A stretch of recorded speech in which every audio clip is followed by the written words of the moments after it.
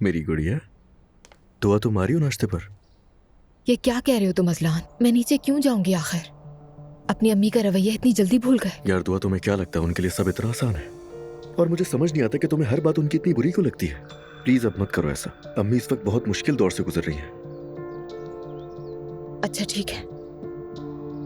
और हाँ, तुम्हें यह हर के सोचने की जरूरत नहीं है कि ये सब होने के बाद वादा भूल जाऊंगा मैं अपना। तुम जहां कहोगी हमारी शादी वहीं होगी, और जो तुम्हारा फैसला होगा मैं वही मानूंगा। ठीक है। बस तुम मुझे 1-2 दिन दे दो।